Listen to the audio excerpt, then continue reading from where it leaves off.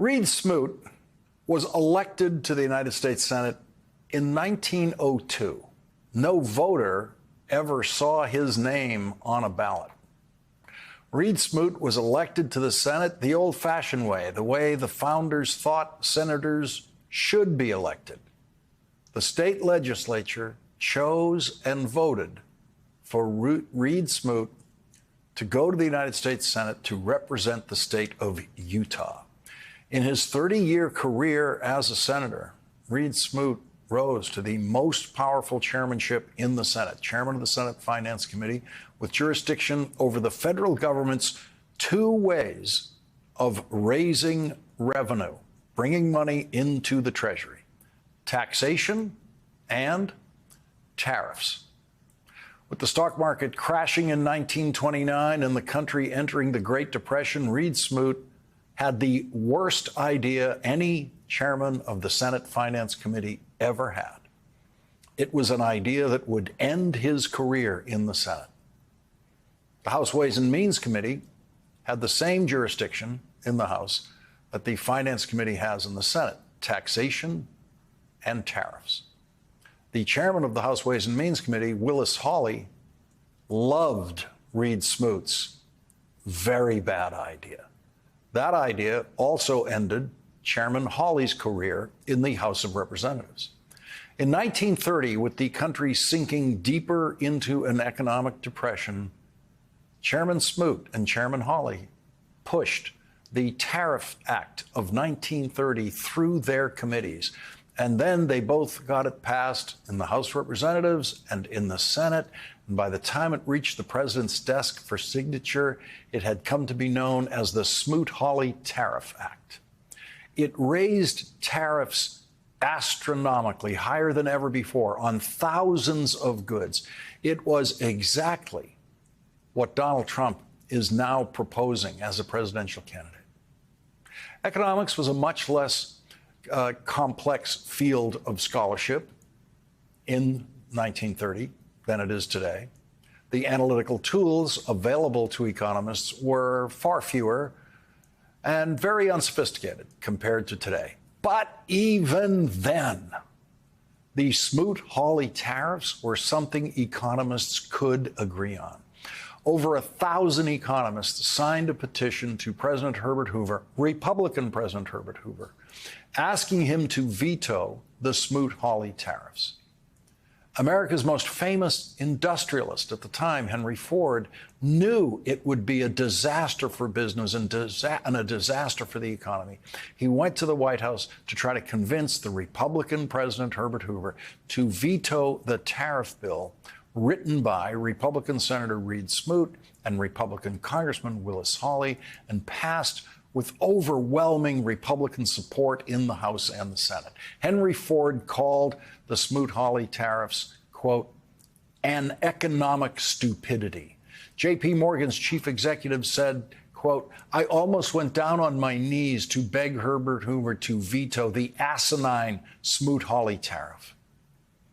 Herbert Hoover, a successful businessman in his own right, thought he knew better.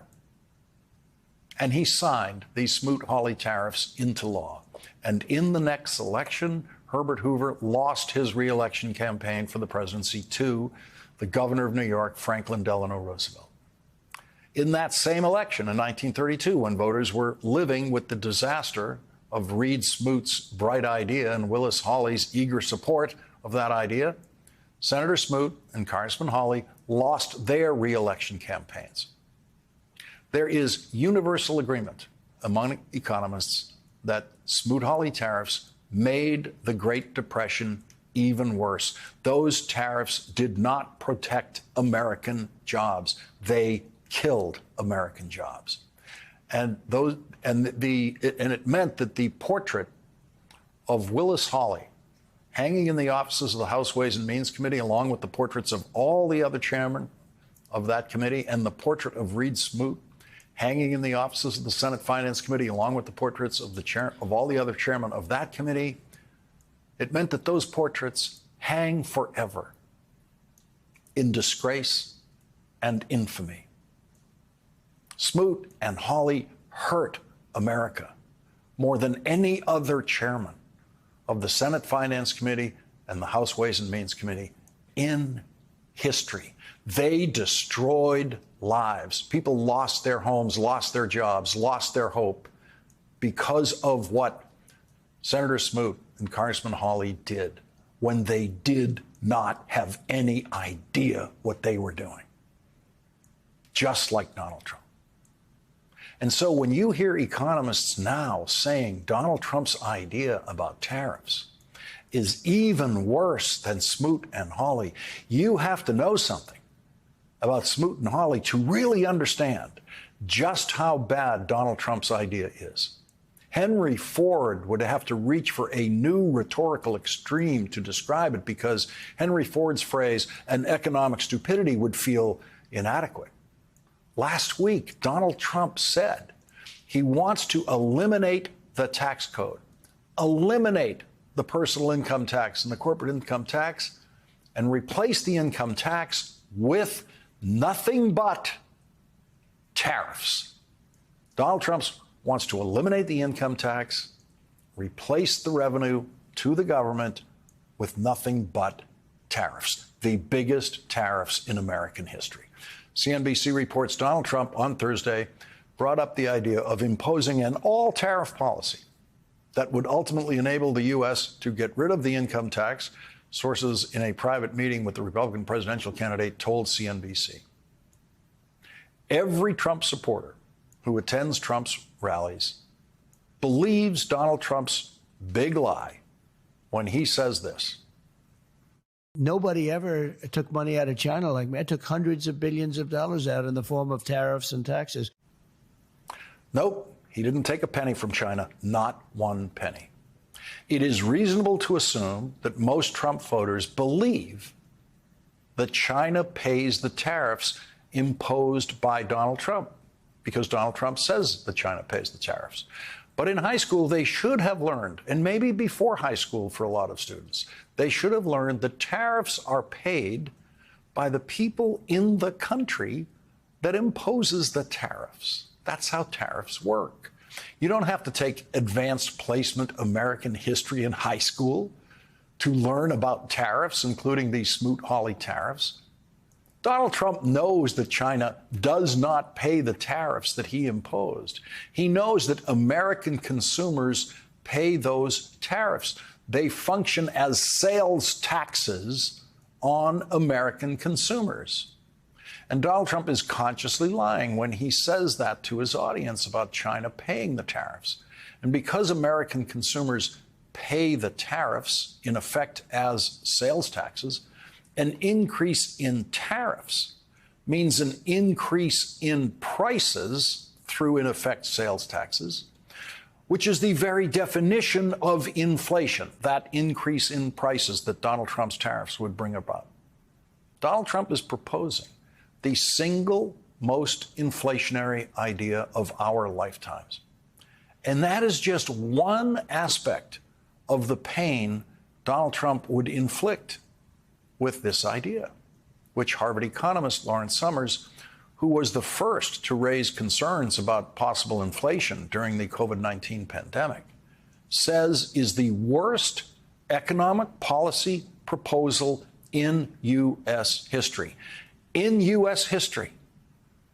And Larry Summers knows economic U.S. history. And that means that Donald Trump's idea is worse than Smoot-Hawley, much worse. Replacing the income tax with revenue with tariff would be the worst macroeconomic policy proposal in U.S. history. It, of course, burdens the middle class and the poor who purchase goods that exist on international markets. So it's regressive, as many economic commentators have suggested. But that is actually the least of it. Think about it this way.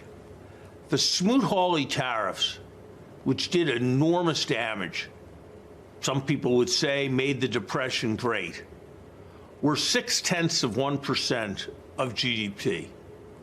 If you replaced half of income tax revenues, not all like he talked about, if you replaced half of income tax revenues with tariffs, those would be tariffs 6 times Smoot-Hawley levels.